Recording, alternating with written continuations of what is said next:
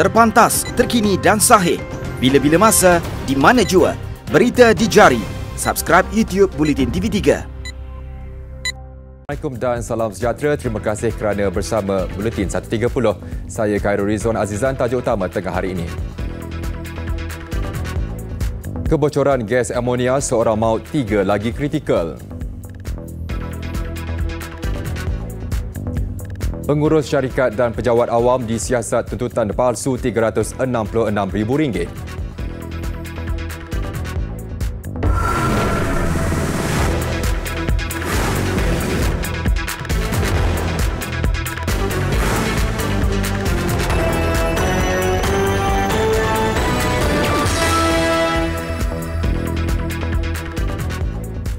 Seorang anak kapal tangki gas petroleum cecair LPG warga Turki maut, manakala 3 lagi kritikal dipercayai akibat terhidu gas amonia yang bocor di kapal di perairan antarabangsa. Kejadian membabitkan kapal MV Hamburg DW berlaku kira-kira jam 9 malam tadi. Timbalan Pengarah Operasi Maritim Selangor, Komander Maritim Norihan Ngah dalam kenyataannya berkata, insiden dimaklumkan oleh ejen perkapalan pada jam 11 malam. Susulan itu, APMM Selangor bersama anggota hazmat, bomber dan penyelamat Selangor digerakkan ke lokasi kapal yang bersauh di barat daya Pulau Selat Kering. Mangsa 62 tahun itu meninggal dunia di kapal tangki berkenaan. Manakala 3 lagi mangsa, 2 warga Turki dan seorang warga India berumur 28 hingga 50 tahun selamat namun berada dalam keadaan kritikal. Sementara itu, Pengarah Bomber dan Penyelamat Selangor, Nur Azam Khamis memaklumkan kapal itu dalam perjalanan ke China. Mayat dan mangsa yang cedera dibawa ke Jetty Marine pada jam 7 pagi. Semua mangsa dibawa ke Hospital Tengku Ampuan Rahimah Kelang untuk tindakan lanjut. Seorang pengurus syarikat dan seorang pejabat awam direman selama 6 hari bagi membantu siasatan berhubung tuntutan palsu membabitkan penyelenggaraan bot klinik bergerak satu Malaysia di Kinabatangan bernilai RM336,000 pada 2019. Kedua-dua suspek lelaki berusia 46 tahun dibawa ke Mahkamah Majistret Sandakan pagi tadi bagi permohonan reman berkenaan. Majistret Wan Farah Fariza Wan Ghazal membenarkan tempoh tahanan reman selama 6 hari bermula hari ini hingga Isnin depan. Kes disiasat di bawah Seksyen 18 Akta SPRM 2009. Mereka ditahan semasa hadir di pejabat SPRM Sandakan antara 3 hingga 6 petang semalam. Pengarah SPRM Sabah S. Karunaniti ketika dihubungi mengesahkan penahanan bagi kes berkenaan.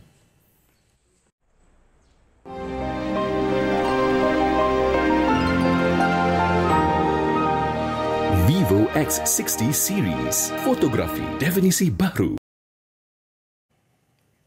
Seramai 328,254 individu dalam kumpulan fasa pertama program imunisasi COVID-19 kebangsaan telah melengkapkan 2 dos suntikan vaksin setakat semalam. Menteri Kesihatan Datuk Seri Dr. Adham Baba berkata, bagi tempoh sama 534,191 individu telah menerima dos pertama menjadikan jumlah keseluruhan pemberian dos pertama dan kedua vaksin COVID-19 di negara kini adalah 862,445.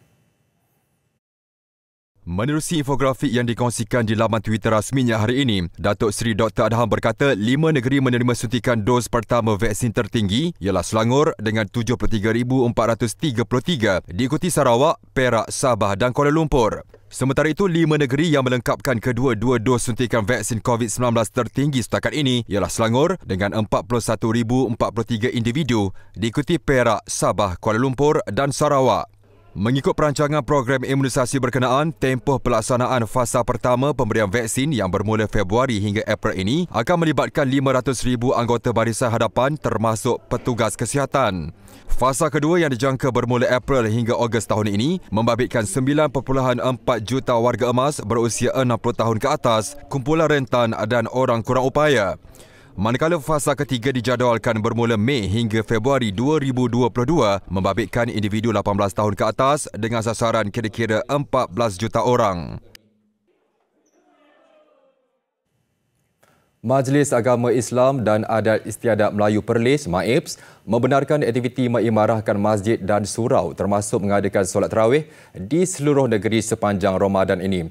Raja Muda Perlis Tuanku Said Faizuddin Putra Jamalulail bertitah pelaksanaan semua aktiviti terbabit di masjid dan surau yang berdaftar di Perlis itu perlu dilakukan mengikut prosedur operasi standard SOP kesihatan dan keselamatan yang telah ditetapkan. Tuanku Said Faizuddin yang juga yang dipertua MAIPS bertitah solat tarawih boleh dilakukan dalam 2 sesi iaitu pada jam 9 hingga 10.30 malam manakala sesi kedua mulai jam 10.30 hingga 12.30 malam.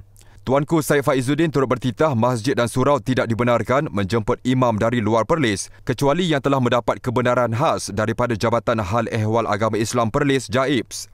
Antara lain yang dibenarkan adalah seperti solat sunat witir, tazkirah, tadarus, iftar, gotong royong, qiyamul lail, pengagihan sumbangan selagi ia mematuhi SOP dan penjarakan fizikal 1 meter. Namun ia perlu tamat sebelum jam 12.30 tengah malam bagi melakukan proses pembersihan dan nyahkuman. Selain itu, titah baginda hanya jemaah yang berdaftar dengan jawatan kuasa Kariah Masjid dibenarkan beriktikaf pada 10 hari terakhir Ramadan dengan syarat melakukan penjarakan fizikal 5 meter.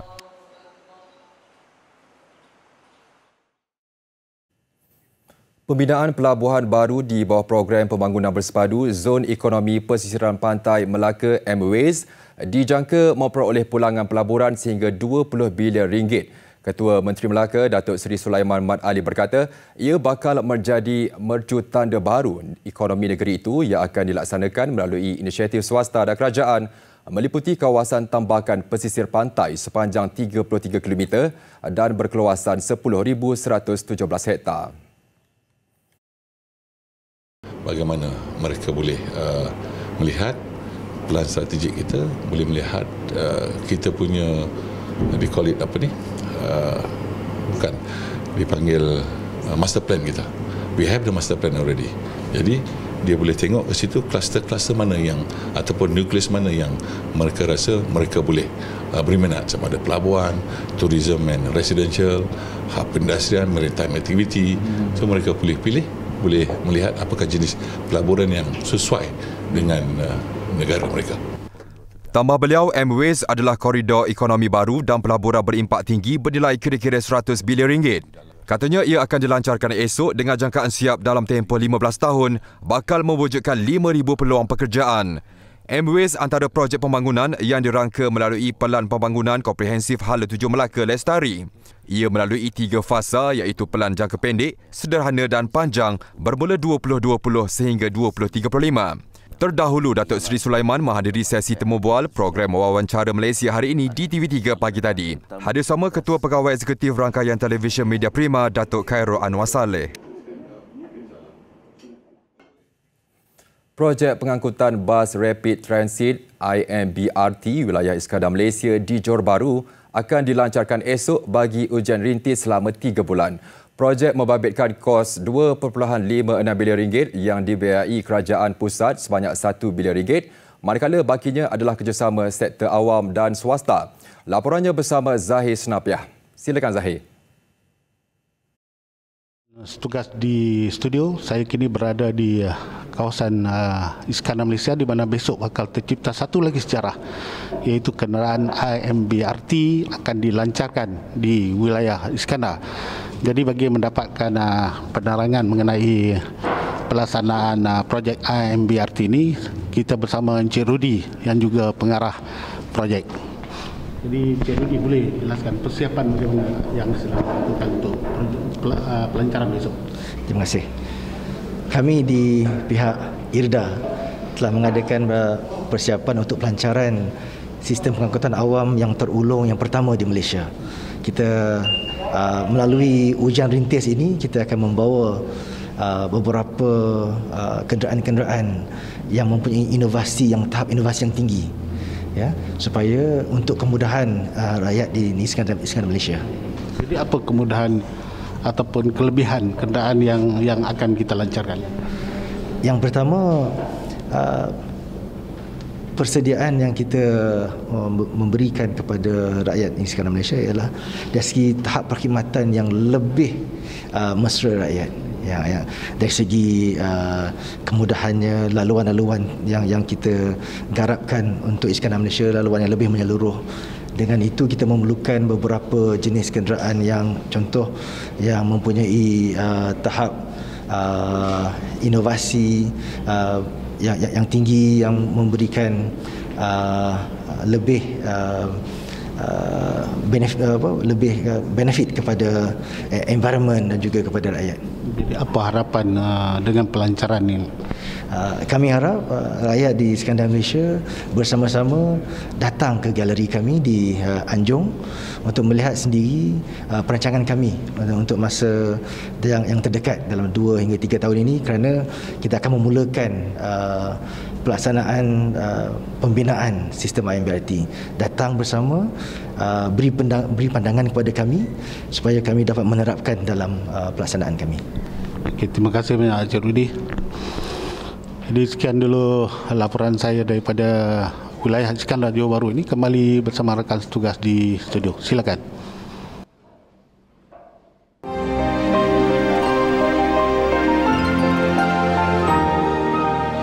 Vivo X60 Series. Fotografi definisi baru. Alumni Perkhidmatan Tadbir dan Diplomatik PTD melancarkan jurnal bertajuk Perspectives dalam usahanya menyediakan platform bagi ahlinya berkongsi pengalaman menjadi inspirasi kepada pegawai PTD yang baru. Presiden Persatuan Alumni PTD Tan Sri Dr. Salihuddin Muhammad berkata, usaha penerbitan berkenaan telah dimulakan 2 tahun lalu menjadi bahan sejarah berharga untuk generasi akan datang. Katanya dengan perkhidmatan yang diberikan PTD sekarang, beliau yakin ia akan bertambah baik pada masa hadapan nanti. Beliau berkata demikian dalam ucapan sempena majlis sambutan ulang tahun ke-100 PTD dan pelancaran jurnal itu di Ibu Negara semalam. Antara penyumbang dalam penulisan jurnal itu ialah bekas Ketua Setiausaha Perbendaharaan Malaysia Tan Sri Muhammad Sherif Muhammad Kasim dan Pro-Chancellor Universiti Teknologi Mara UiTM Tun Arsyad Ayub. Jurnal berkenaan akan diterbitkan setahun sekali dalam 2 bahasa iaitu Bahasa Melayu dan Inggeris. Pertubuhan Keselamatan Sosial Perkeso memeterai kerjasama strategik bersama Persatuan Pengilang Malaysia FMM dan Persatuan Perusahaan Kecil dan Sederhana Malaysia SME Malaysia bagi menyalurkan komunikasi berkaitan peningkatan peluang pekerjaan baru. Ketua Eksekutif Perkeso Datuk Seri Dr. Muhammad Azman Aziz Muhammad berkata, menerusinya majikan daripada kedua-dua pertubuhan boleh memanfaatkan peluang daripada insentif pengambilan pekerja dan bantuan latihan penjana kerjaya yang disediakan untuk majikan yang berjaya mengambil pekerja baru. Dalam satu kenyataan, beliau memaklumkan di bawah program Penjana Kerjaya, subsidi sehingga RM36,000 disediakan kepada majikan bagi setiap pengambilan pekerja baru untuk tempoh maksimum 6 bulan. Jelasnya setiap pekerja baru digajikan layak untuk mengikuti program latihan yang ditanggung sepenuhnya di bawah program itu sehingga RM7,000 bagi satu kursus latihan. Tambah beliau, pekerja juga layak menerima satu bayaran bantuan mobiliti sebanyak RM500 atau RM1,000. Sehubungan itu, Perkeso menganjurkan Karnival Kerjaya My Future Jobs bermula hari ini hingga esok di Pusat Convention Kuala Lumpur, KLCC pada jam 9 pagi hingga 4 petang. Ia menerima penyertaan daripada 64 ahli FMM dan SME Malaysia yang menyediakan lebih 3,000 peluang pekerjaan. Tabung Kewangan Antarabangsa IMF mengekalkan jangkaan pertumbuhan KDNK Malaysia tahun ini pada 6.5%. Bagi 2022, ekonomi negara dijangka berkembang pada kadar 6%. Kadar pengangguran pula diramalkan menurun kepada 3.8% tahun ini sebelum berkurang kepada 3.6% tahun depan. Ia didorong pemulihan kukuh dalam sektor pembuatan dan pembinaan termasuk kesan pelaksanaan vaksinasi pada Februari. Sementara itu, IMF mengunjurkan ekonomi global akan berkembang 6% pada 2021 dan menyederhana kepada 4.4% pada 2022. Bagaimanapun, kekuatan unjuran pemulihan adalah berbeza-beza di antara negara dan bergantung kepada tahap krisis kesihatan, kesan gangguan domestik serta keberkesanan sokongan dasar.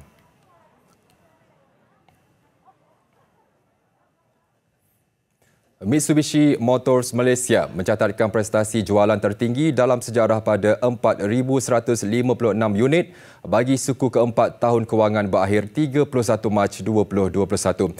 Ia lonjakan 135% daripada tempoh yang sama pada tahun kewangan sebelumnya.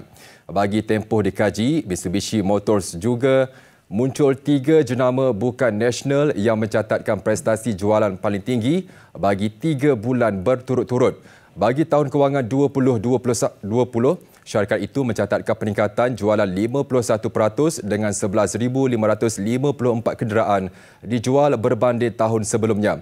Pencapaian jualan itu didorong sambutan tinggi terhadap model Mitsubishi Xpander baharu yang menerima lebih daripada 9,000 tempahan sejak dilancarkan pada November 2020. Jualan model pickup Mitsubishi Triton turut meningkat 32% kepada 7,568 unit. Besar impaknya. Laris selepas hasilnya. Pantas menampilkan prosiding ini secara keuangan maya. Berita di jari. Subscribe YouTube Bulletin TV3. Laporan antarabangsa. Seramai 150,000 jemaah dibenarkan mengerjakan ibadah umrah atau solat secara harian di Masjidil Haram sepanjang Ramadan ini. Ketua Umum Hal Ehwal 2 Masjid Suci berkata, seramai 100,000 jemaah dibenarkan menunaikan solat di Masjidil Haram manakala 50,000 lagi menunaikan ibadah umrah. Ia antara sebahagian daripada rancangan untuk meningkatkan kapasiti operasi di masjid berkenaan. Kementerian Hal Ehwal Islam, Bimbingan dan Dakwah memaklumkan kebenaran umrah akan diberikan kepada jemaah berusia 65 tahun ke atas yang sudah menerima suntikan vaksin COVID-19. Suntikan itu merupakan syarat untuk memasuki Masjidil Haram dan Masjid Nabawi di Madinah. Perkara berkaitan mengadakan solat tarawih dan qiyam pula akan diumumkan kemudian. Difahamkan mereka yang berhasrat menunaikan umrah ketika Ramadan perlu mengemukakan permohonan permit melalui aplikasi Tawakkalna dan bukannya menggunakan aplikasi Itmarna.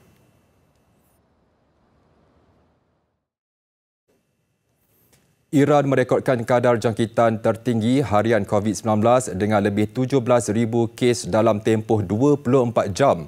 Menurut jurucakap Kementerian Kesihatan, angka itu menjadikan jumlah keseluruhan jangkitan meningkat kepada hampir 2 juta kes.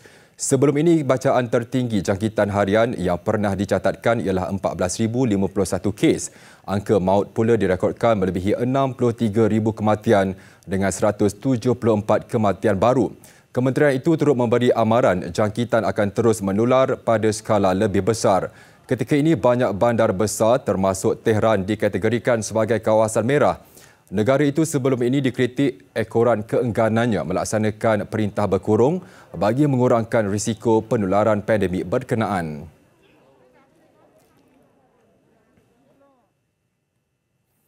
Usaha mencari lebih 100 mangsa yang masih hilang ekoran taufan Seroja diteruskan hari ini.